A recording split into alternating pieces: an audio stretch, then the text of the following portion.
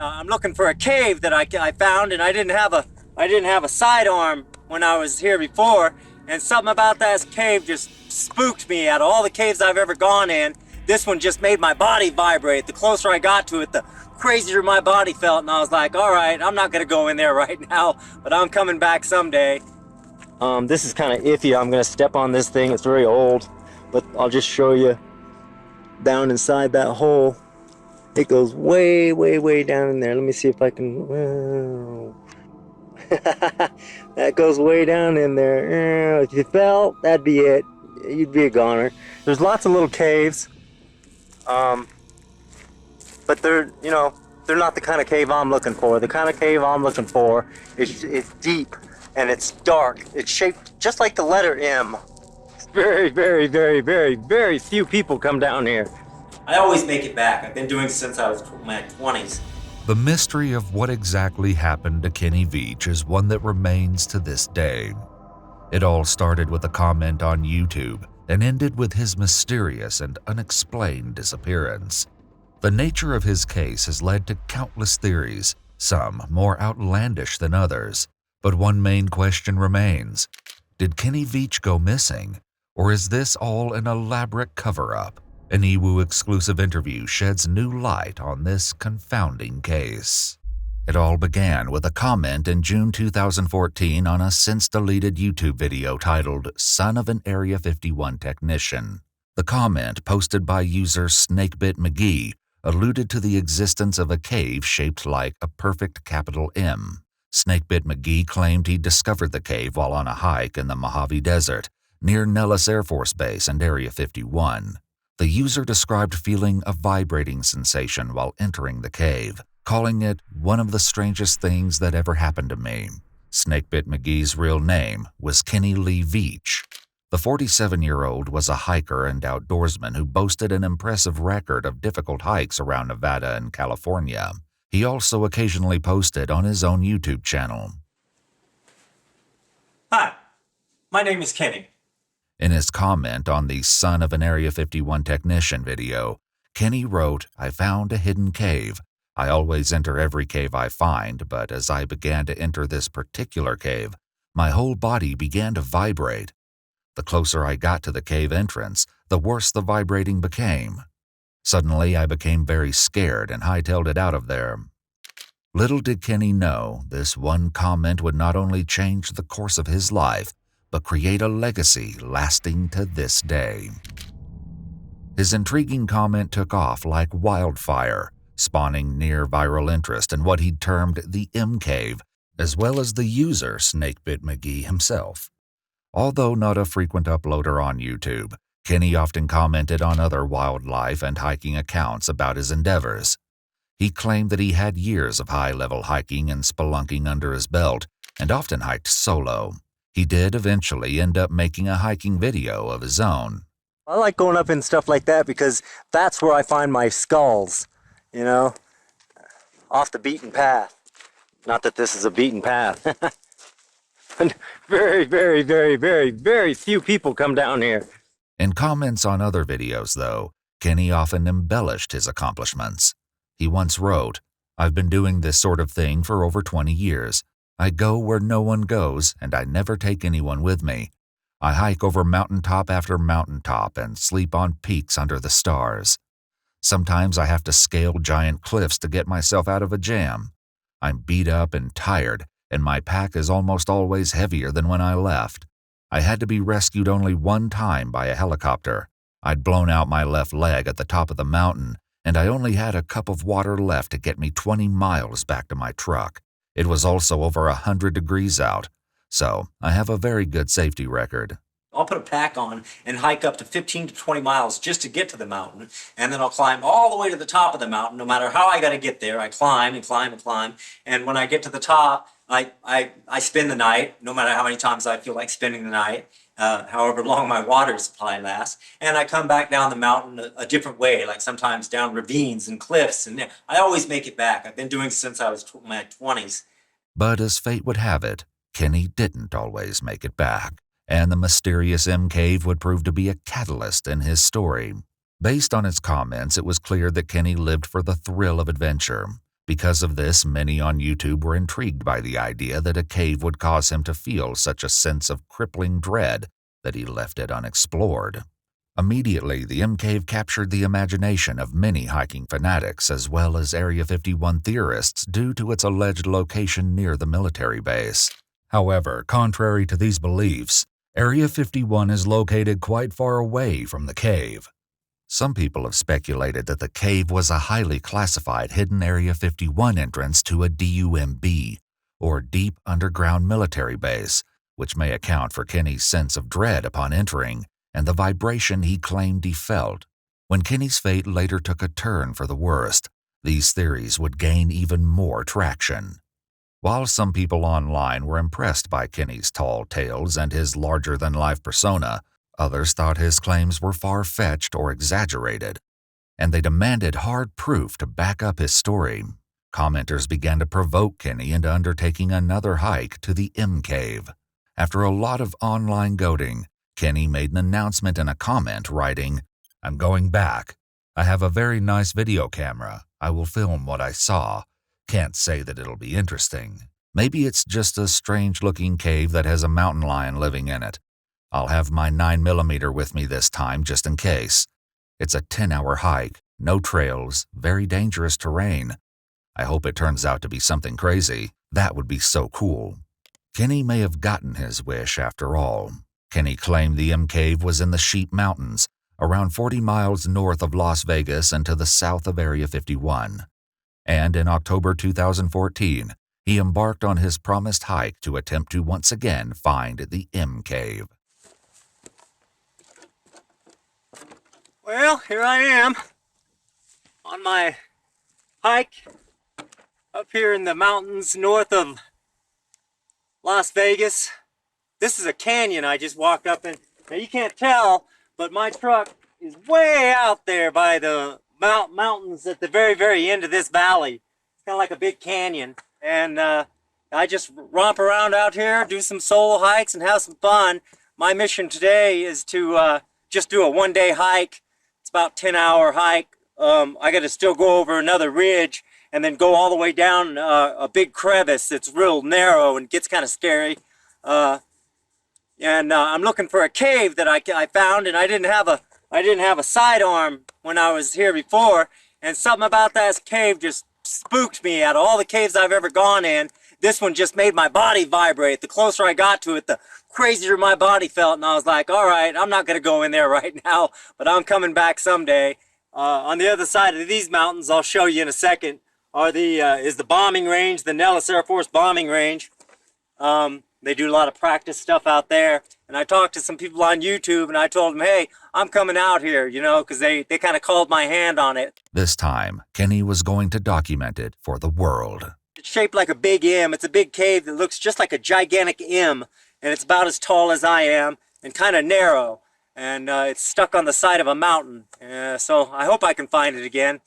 And if I do, I'm going in there. I'm going to put on my light and take my gun out and walk in there, see if I find anything. We'll see.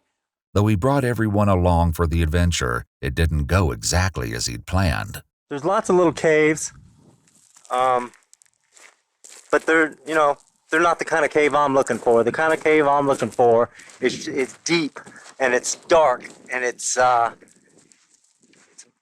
shaped like it's shaped just like the letter M. So lots of little caves and stuff along here, and it's about level with the ground, like in an area like this. So I really got to keep my eyes peeled because I don't want to pass it. Well, I'm still hiking. Looks like it's about 4 or 5 in the afternoon, and I'm getting worn out. But I've got a lot. I don't know. I think I got about 3 more miles to go. Whew, what a hike! It's disappointing I didn't find the cave, but I still like to hike. When he returned on October 17th, he posted his findings on a YouTube video titled M Cave Hike. In a shocking moment of defeat, Kenny admitted that he was unable to find the M Cave. He wrote, "I searched the whole damned canyon. I could not relocate the cave." The failure of his mission resulted in an uproar of criticism from users who were now even more convinced than ever that he was lying or sensationalizing the existence of the cave. But Kenny was not one to give up at the first sign of adversity. His determination never wavering, he began preparing for yet another hike, one even more ambitious than his last. He explained his plan in a comment. "I'm going again this weekend. I'll be hiking solo for 3 days. I plan on covering about 40 miles. I'll cross the same canyon where I found the cave. If I don't find it again, I will just continue hiking over mountain after mountain to the north of the canyon. The M Cave is the only cave I ever feared going inside. I really want to find it again." This time, he even invited his critics to join him, writing, "I dare any of the people that like to run their mouths on here to join me." No one took him up on his offer. If anyone had joined Kenny on his hike, his fate might have ended very differently. Hearing his plan, one user left an ominous comment warning him not to return to the M Cave. They wrote, "Don't go in. If you do, you won't get out." Unruffled by vague warnings, almost a month after his MK video on November 10, 2014, Kenny told his ex-girlfriend, a figure who would come up again later, that he would be camping solo for 2 days in the mountains north of his house. He parked his car in the Jomay Canyon and set off, this time without a video camera to slow him down. He descended into the canyon, just another hike he had done thousands of times before. We spoke to Susan Veach, Kenny's ex-sister-in-law, who had previously been married to Kenny's brother, in an EWU exclusive interview. She shared what happened next. Keep in mind that much of what the interview reveals has not been verified, and that the statements made by Susan Veach only reflect her opinion. Well, Kenny's birthday is November 20th, and I had gone on Facebook the day before, the 19th, and wished him happy birthday. And I usually, within a day or so, he messaged me back or, replies something, and I didn't hear anything. So I thought, well, that's really weird. So I went on his Facebook page, and there was messages on there from his friends, not his family, his friends, saying he was missing. And I was like, what? What do you mean he's missing? So I messaged one of his friends, and she said, yeah, he went out in the desert and nobody's seen him. He's never come back. And I'm like, oh my God. Kenny was reported missing on November 17th by his ex-girlfriend, Sharon Pilgrim. Sharon told police that she last saw Kenny at 10 p.m. at a movie theater on the 9th. He texted her a final time at 6 a.m. the next day to say that he was heading out for his hike. However, though he was reported missing on the 17th, it appears that his family was not immediately notified, as they were posting well wishes for Kenny's birthday on the 20th. And I'll be honest with you, the thoughts going through my mind were, oh my God, did he get hurt? I mean, because he plays with rattlesnakes. I mean, come on, he plays with rattlesnakes. Did he get hurt? Did he, was he being reckless? Did he get hurt? And he lay there in the desert and he ran out of food and water and he died. I didn't want to think that, but that's basically what it came down to is, where is he? In a video posted on YouTube years later by his ex-girlfriend, Kenny is seen wrangling a live rattlesnake. There he is. Well, how long do you say he is? Like about 3 feet long. There's the rattle. Oh yeah. He's very beautiful. Very beautiful. He wasn't aggressive, didn't strike at me once. Very pretty. Search and rescue volunteers gathered on the 22nd, about 5 days after Kenny was reported missing, and 12 days after he left for his hike. Over 30 Red Rock volunteer searchers combed the mountains that weekend. They found his truck just a few hours after the search began. Then they found their biggest and most confounding clue. Kenny's cell phone was discovered on the first day right next to the mine shaft seen in his MK video. This is an old mine, and there's a hole here that just goes way down. The mine is only a 4-hour hike from where Kenny parked his truck. This is kind of iffy. I'm going to step on this thing. It's very old, but I'll just show you down inside that hole. It goes way, way, way down in there. Let me see if I can... that's pretty far. That goes way down in there. If you fell, that'd be it. You'd be a goner. And still, it's unclear whether Kenny accidentally dropped his phone or if he had deliberately ditched it. Following Kenny's disappearance, Susan Veach reached out to Kenny's daughter, Vicky. So we're talking now, it's around the 23rd when I found out, November 23rd or 24th. And she said he went hiking and all they found was his cell phone by an abandoned mine. And I'm like, what?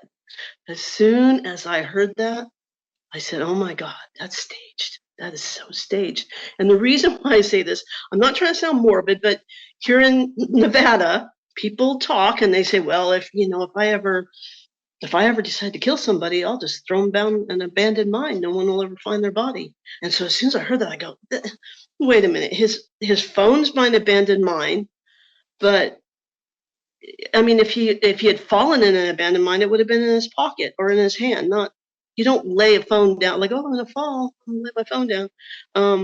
So as soon as I heard that, I just like, this just sounds so staged. But that's not the Kenny I know. I did not want to believe that. That is not the Kenny I know to do something like that. His cell phone would be one of the only discoveries indicating Kenny's last verified whereabouts, as the trail would go cold soon after. However, years later, there would be an alleged sighting of Kenny that would spark an entirely new theory about what happened to him. Susan claims that she spoke to the commander of search and rescue. And he said that they did an extensive search and that basically the tracks stopped at the mine. He said they called their men back in because there was nowhere to go at this point. The exact timing of when Kenny was reported missing became a contentious issue. He sent me the police report, and that was the start, because the police report clearly states that she did not report Kenny missing until November 17th at 4:52 p.m., which means the night of, we're going on 8 days at this point because he left on the 10th. So I reached out to search and rescue, and I got the commander, and I said, can I ask you when they started the search? And he said, November 22nd. Well, that's 12 days. A human can only survive without water for 3 days. Even as industrial as Kenny is, he bragged about how little food and water he takes with him. Why would anybody wait 12 days to go look for somebody who maybe has one bottle of water with him? I mean, it blew my mind.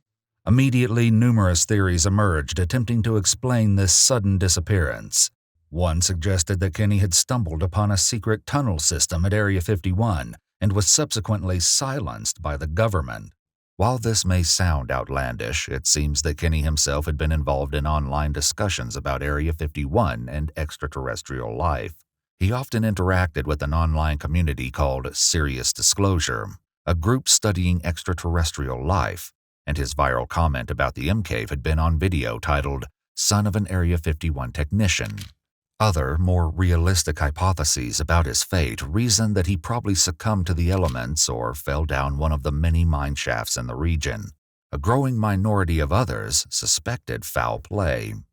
So my thought was, well, he went out to the mine, he laid his phone down, because I've had theories of people saying, oh, aliens took him, or he was abducted by the military. So are you going to tell me that the military would go out to the middle of the desert and find him at the only landmark that's out there? I mean, that mine is there, and it's a landmark. And that's where his phone is. That phone was meant to be found. Because if Kenny did not want it to be found, he would have just tossed it out in the middle of the desert and went on his merry way. But that's not happened. That phone was meant to be found there. And it was meant to give the impression that he fell down that abandoned mine, which search and rescue dropped a camera down there, and there was nothing down there. Hikers have gone down there since. There's nothing down there. Some of the most prominent theories about what happened to Kenny included his own seemingly cavalier attitude. One Reddit user notes that while the Kenny Veach narrative is compelling, the real outcome is likely very common sense. If you do some background into Kenny, he really tempted fate all the time. He was reckless. He was previously injured on a hike and had to be evacuated by personnel from a remote area.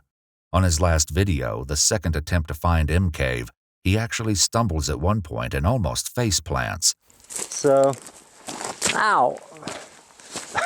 I tripped. Okay, off again. He pushed himself to go on long desert walks with little food or water. This is incredibly stupid. The desert is a constant, and that it will kill you if the right ingredients are in place. A YouTube comment describes just how plausible it is that Kenny took a fateful wrong step. As a retired archaeologist who has worked in the Mojave Desert for nearly 30 years, I recorded a number of mining sites and features. The mining shafts and adits and some prospect pits are extremely dangerous to record, and a number of people, including hikers and dirt bikers, have fallen into them. With limited evidence to go off, internet sleuths may have lost interest in Kenny Veach's odd disappearance if it wasn't for a striking new development. Out of nowhere, a shocking comment appeared on a YouTube thread that would add a new layer to this mystery. The comment came from Sharon Pilgrim, who claimed to be Kenny's girlfriend. While her identity was initially doubted, it soon became clear that she was telling the truth. "I am the girlfriend that Kenny spoke on in the video. So many are wondering what happened and guessing different things. You are heartfelt about the sadness around what has happened with Kenny. He has not been found, and I feel that he probably will not be found for many, many months, if ever. I want to share what I know and feel about what happened." Sharon wrote about how she and Kenny used to go on daring hikes, but she advised other hikers to bring enough supplies if they wanted to continue to search for Kenny or the M Cave. Then she dropped a bombshell about Kenny's disappearance. Sharon believed that Kenny had never planned on returning at all. "I want you to know that I do not think Kenny had an accident. I believe he committed. He battled depression for many years and would not take medication or see a doctor. He quit his job a little more than a year before he disappeared. The search for him was started within a couple days of my call. Over 30 search and rescue team members searched the area at different times on foot. One helicopter flyover was done and there was no trace of Kenny or any of his camping things. They did find his cell phone by the mine shaft in the video. It is my feeling he left it behind so that he could not be tracked from the GPS in it. He also did not take his video camera with him on this solo hike. It was left in his home, so he had no intention of filming anything." Susan had a few more interesting revelations. As a matter of fact, the cell phone that they found at the mine, they never turned it in to an IT guy to investigate. And that's another thing I have a problem with. When Kenny went missing and Sharon reported him missing, they went to Kenny's house and they found the computer screen that says, help me, all over it. Why did they not take his camera, any tech devices that he had, and take them down and analyze them? I mean, were there searches on there? None of that was done. Why? Somebody dropped the ball. They could have taken his camera, they could have taken his laptop, but they didn't. While Susan is referring to the fact that authorities found "help me" on Kenny's computer, we haven't been able to confirm if this was written on a document or the result of an online search. In her initial police report informing authorities that Kenny had gone missing, Sharon stated that Kenny had told her 3 weeks earlier that he had thoughts about taking his own life and said that he would do it in the mountains where nobody could find him. Sharon said that since Kenny made that comment to her, that she asked him to contact her every 5 days or she would call the police for a welfare check. In a text provided by Susan, Sharon further elaborates on a conversation she had with Kenny, saying that, quote, "He was surprised that I did not have my own personal thinking going on in my head about thoughts were such a normal personal internal conversation going on in his head." Susan also provided a text message where Sharon claimed that Kenny was supposed to text her on the 4th day after his hike when he came down the mountain. She states that, "When I did not get a text, I am the one that called missing persons. The searches started because of my call." However, it is important to note that Kenny was not reported missing until 7 days after he had gone for his hike. According to Susan, Kenny told family members something of a similar nature to the thing Sharon was claiming. He also told his brother Michael that if he decided to disappear, nobody would find him. However, Susan doesn't agree with this assumption. Kenny was the cheerleader. And I could even show you on his Facebook page where people were stressed out and he would say, you know what, it's just a momentary thing. Things are going to get better. I'm here for you. That was Kenny. When his dad died, we talked about quite a bit. That was against everything Kenny believed in. We had many discussions about his dad's death. Internet sleuths dug deeper into Kenny's life to try and better understand his motive. What they soon discovered was that Kenny's life had hit a major rocky patch recently. According to Sharon, and evidenced by his own YouTube content, Kenny had quit his job of 20 years and cashed out on his retirement at the age of 47 to become an inventor. He posted videos to his YouTube channel in which he demonstrated the ingenuity of his prototypes. Hello everyone at Quirky, my name is Kenny Veach, and I invented the new improved toilet paper roll holder for the household. It works great, and it's my own little invention, and I'm going to show you how it works. First, I'm just going to demonstrate it. When it's perfected and manufactured with more precision tools, it will go right inside the hole, and it locks and holds in there, and there's a lot of ways to improve this, but my mechanism is inside here. Keeps it from coming all the way out, and it keeps it on track, so works perfect. The new improved toilet paper roll holder. This is a good one, guys. Hello, my name is Kenny Veach, and I am the inventor of the Glolar Bear, as in glow-in-the-dark polar bear. Kenny even filmed a video application to the TV reality show Shark Tank in hopes of making a name for himself. Hello, people of Shark Tank. My name is Kenny Veach, and get ready because I'm going to show you a few things about myself, and I'm going to let you know just what I do, what I am, and how much I enjoy life, and how I go about doing that. I am an artist, I am an adventurer, and I am an inventor, and I take all those three talents and I combine them, and I just create. Despite his infectious enthusiasm and creativity, his ideas had proven to be commercial failures, and he never earned a dime from them. Kenny was in such dire financial straits that he even resorted to selling his house and made a YouTube video about the endeavor titled, "Handsome Cowboy Sells Himself with His Home." I'm putting this house up for sale along with me. I'm offering myself along with the house. And think about being the owner of this house and having a caretaker like me. He's an all-around good guy, hard-working, creative inventor.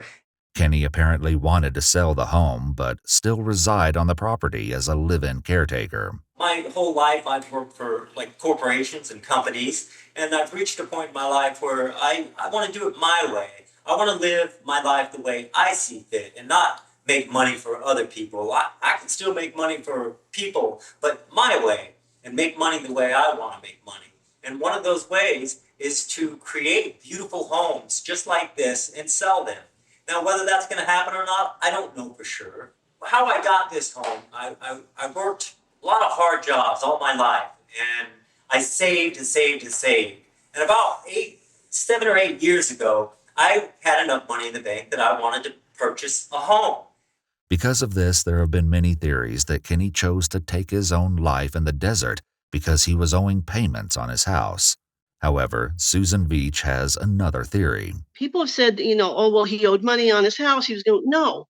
I contacted the Clark County Recorder's Office just a couple of weeks ago, actually, and I asked him, was there any liens against his property? He said no, up until December of 2015. And Kenny left in 2014. He loved that house.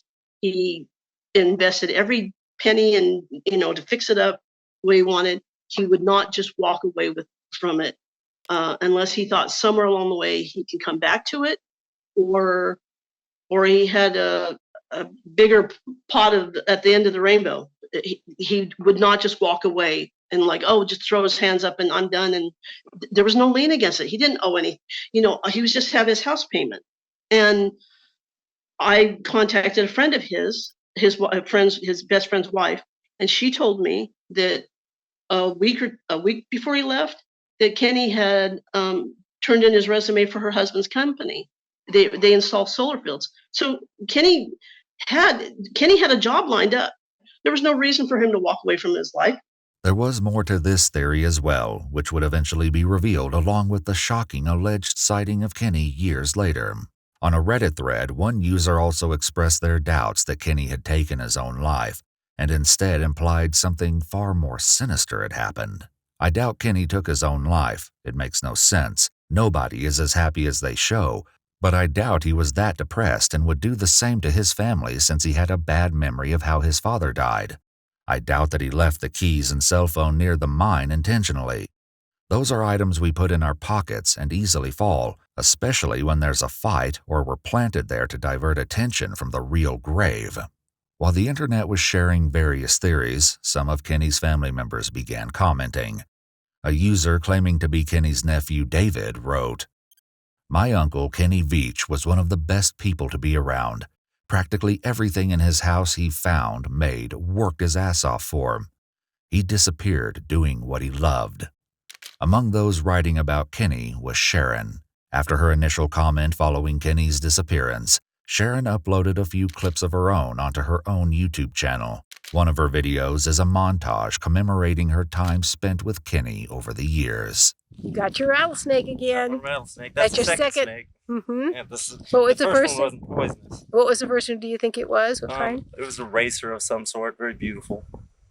So he's got 12 rattles, and he's about 3 feet long, and a big head. Yep. As for the M Cave, it also became a thing of legend. The Red Rock Search and Rescue even mentioned the cave as part of their search efforts, as well as other areas Kenny hiked. However, they never discovered the cave's location. In the years following Kenny's disappearance, dozens of copycat hikers set out either to search for clues about what happened to him or to continue Kenny's mission to find the elusive and mythical M Cave.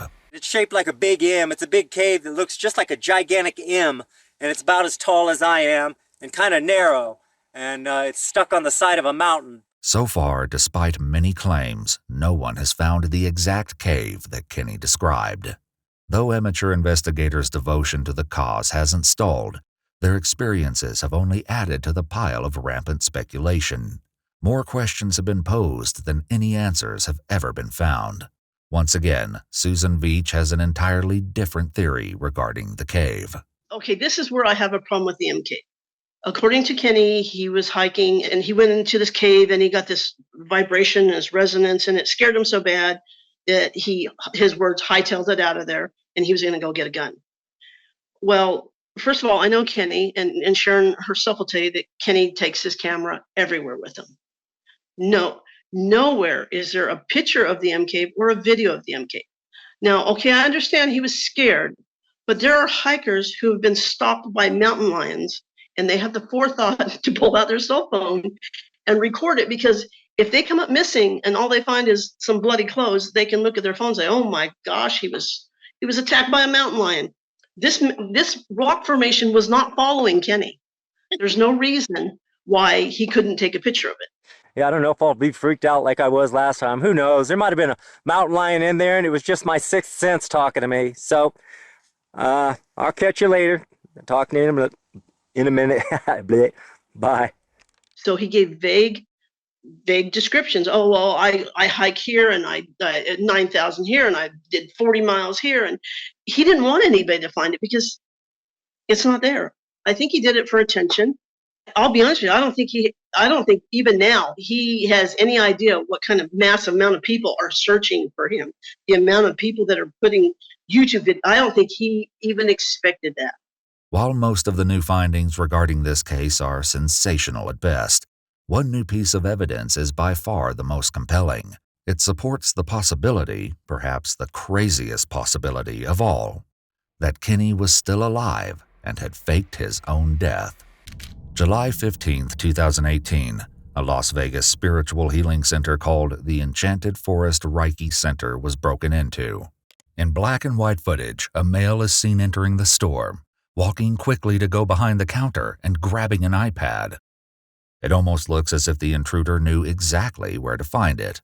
Many who watched the footage claim to see a resemblance between the intruder and Kenny. Susan Veach weighed in on this development. So I'm sitting in bed and I'm watching this, and all of a sudden the guy comes to the window, and I mean, instantly, I was like, oh my God, that's Kenny. My heart fell out of my chest. I swear I broke out in a sweat. This break-in would probably have gone under the radar if the store hadn't been owned by Debbie Veach, Kenny's sister. You see him grab his leg, and Kenny had hurt his knee and on the mountain and had to be rescued by helicopter. And Kenny had a bad knee, and the guy does reach for his leg. But why would Kenny fake his own death and vanish? One theory that has been put forth online, and one that Susan supports, is that he had some sort of life insurance policy. I can't think of any other reason why he would disappear. I decided about a year ago that I was going to kind of strike out on my own and go live the life I wanted to live and do the things I wanted to do. My life's kind of an open book. It's just waiting for me to write the pages. Even his sister, when I called her, she said, my family and life insurance. While it hasn't been confirmed if Kenny had another life insurance policy, Susan had one more theory. She claims that Kenny's father took his own life, so his death in 1994 was never reported to social insurance, and his retirement benefits with the place where he'd worked had no record of his death until 2022. Because of this, Susan suspects there's a chance that if Kenny is still alive, that he may have been living under his father's name. I've known Kenny since he was 18. Absolutely it's Kenny. There is no doubt in my mind. But for people to say, oh, I was emotional or delusional, no. And let me tell you, nobody I know wants that to be Kenny. Nobody. It would be so much easier to think that he was doing what he loved, he got hurt, and he died. I know that sounds awful, but it's easier to think that than to think that he deliberately did this, and he's put his family and his daughter through we're going on 9 years now, 10 years of torment. That's cruel. I mean, it's easier to think he's dead. They've all backpedaled because nobody wants to go to the cops and say that's him. He told them he was going to disappear. He must have had a plan. They don't want him to go to jail. They don't want him to go to prison. I mean, it's not the Kenny that we know. The Kenny we know would not do that, but that doesn't change the fact that it is him. It's him in the CCTV footage. However, this intriguing CCTV footage has never been officially named as showing Kenny. Still, Susan shared more about what she believes happened with the investigation into the break-in and the theft of the iPad. When I contacted the secret witness, I asked him, well, did anybody turn in the other footage from the other cameras? No. What about fingerprints? No. The detective said that because they told him it was a high traffic area, that there would be too many fingerprints. And I'm like, but how high? I mean, how many customers do you have go behind the counter and, reach around the modem? I mean, and how many customers are probably hanging onto the windowsill to pull himself out? Why did they not just for fingerprints? As far as Kenny's house is concerned, Susan had some interesting information that lends to the idea that perhaps there was something more going on with Kenny's disappearance. His house mortgage, a lien was never put on that until the end of 2017. They did not start foreclosure process until November, or I think it was November or December of 2017. I just find it hard to believe that a nice house like Kenny had, that they would let it sit for 3 years with no payment before they start foreclosure. Somebody was making his payments on his house. They had to be. There's no logical explanation for why that house did not foreclose sooner. Given that Susan believes that Kenny may still be alive, we asked her what she would say to him if he was watching. Kenny, I love you, but I swear I'd thump you on the head if I could find you right now. You got yourself in quite a pickle. You really did. I don't think you yourself had any idea the scope of what your disappearance has done. I mean, I don't think you even knew. But you know what? You can always come home. You can always come home. We asked Susan about the current official status of Kenny's case. So I reached out to the detective in missing persons, and he said, due to budget restraints, they are no longer searching for Kenny. Here's where I have a problem. From November 10th of November 22nd of 2014 until November 21st of 2021, they were searching for him, and now they're not. What changed? The local news did a program on our search and rescue, talking about how they are actively pursuing cold cases, and Kenny's was mentioned. That was 2019, but now they're not. Now they're no longer searching. Despite these many intriguing theories and new developments, This bizarre case remains unsolved, even to this very day, a decade later. What have they found? In 9 years, nothing. They have found nothing. Not even a shoe. Not a backpack, not a shoe, nothing. They have found nothing. However, many still hold out hope that one day the truth of what happened to Kenny Veach will finally be revealed. Thanks for your time. I hope I hear from you soon. Bye-bye.